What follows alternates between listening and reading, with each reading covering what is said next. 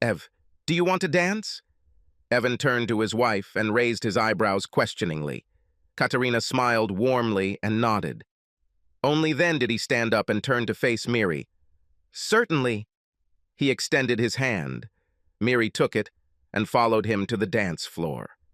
The song was slow, so Evan took her right hand in his left and placed his right hand on her thigh. He moved confidently, and Miri easily followed his example. He was tall and broad-shouldered. She was shorter and slimmer, but they had a lot of dance practice. She looked at his face. So beautiful. A full head of wavy dark hair now graying at the temples, thick eyebrows and large, deep-set brown eyes. His long nose was slightly crooked, and there was a thin scar on his chin under his full lips. She stared into his eyes, wanting them to look at her, but he looked over her upturned face, his features completely neutral. "Thank you for coming to dance with me," she finally said. He nodded. "Certainly. Bradley looks so handsome, doesn't he? Without a doubt, he looks so much like you. This is creepy. Well, I'm his father. And he looked exactly like you did on our wedding day." Evan led them across the dance floor, not paying attention to her words. She sighed. "I already told you how sorry I am, Ev. I hoped that now your kindness would extend to me. You have a new wife, and the children tell me that you are very happy. Why are you still punishing me?" "I'm not punishing you. You are a friend with whom I have a common history and 2 children. I'm polite to you, as I am to everyone I know. What more do you want, Miriam?" He had never called her by her full name before, she noticed. "Is that all I mean to you? Familiar? After everything we've been through?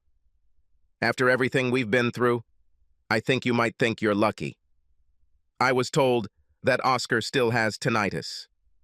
She sighed again. "We will be present in each other's lives, even on holidays with children and grandchildren and all that. Can't you forgive me?" "I have forgiven you, Miriam. I couldn't live any longer without it, but I don't know what else you want from me. I explained everything to you in my letter. I never meant to hurt you. I was not trying to end our marriage or destroy our family. I never wanted anything like this. No, you just wanted to fuck my best friend.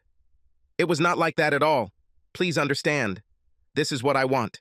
I want you to understand that I didn't do all this out of spite. It took me 3 weeks to write this letter, so you understand. I haven't read your letter." "What you said? I didn't see the point in this." Stunned, Miri stopped moving, and so did Evan. They stood in a static position. "I put my whole heart into this letter." "Maybe. But why didn't you read it? Why do I need this? As the old maps say, there are dragons there. Reading it would probably upset me, and I don't want or need that." Miri was stunned. It never occurred to her that Evan wouldn't read her letter. All her expectations depended on him understanding why she had gone back on her vows. He judged her only for her actions, without taking into account the complex context that caused them. He didn't know about her crushing guilt over her affair, how many times she tried to end him, how Oscar manipulated her emotions into sleeping with him in the beginning, and how he constantly pressured her to she returned to him within 2 years. Evan didn't know that he was her true love and that she regretted everything she did to Oscar. He should have known this. All this. "Read the letter, please." "No. Please, Ev, please. For everything we once had." "I can't." "Why?" "I don't think I'm asking too much." "I burned the letter." "Burned it? But why?" "I told you. It may have been cathartic for you, but I dealt with my anger and grief differently. But don't you want to know why I did it? What did this mean to me?" "No, it does not matter." Miriam was completely confused. Evan didn't know how empty she felt when he found them at Oscar's house, how she feared for Evan when he beat up his former best friend, hitting him in the head several times. She didn't want him to go to jail or get sued, how humiliated she was when she received divorce papers in front of her friends at the club, and how sad and lonely she felt when he moved out of their house. Trisha was in college, but Bradley was still at home, and she couldn't look at her son, a mini Evan, without despair. Evan didn't know what promises she made to be a better mother, a better wife, a better person. It is very important. You must. I'm sorry, Miriam. You and Oscar betrayed your marriage and your friendship, so I ended both. The reasons don't matter. The reasons were never important. It's enough that you did it. The song came to an end, and Evan let go of Miri's hand. He bowed his head to her in a short bow, then turned and walked back to his desk. His expression changed from neutral to radiant as he caught Katarina's gaze. Miri slowly left the dance floor. For the past 6 years, she'd been convinced that Evan was just emotionally stubborn, but he never knew her pain. I never felt her remorse, her regret.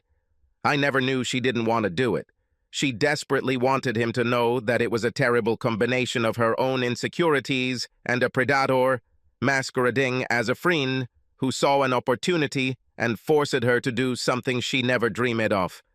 And she couldn't figure out how to end it on her own. It wasn't her fault. This couldn't happen. And Evan needed to know this. She looked and saw Evan talking to Kat, smiling playfully, holding hands comfortably, laughing the way she and Evan had laughed before Oscar had seduced her. It is very important. It wasn't her fault. She wasn't a bad guy. She's not like that. Please like and subscribe to the channel and you will never be cheated on.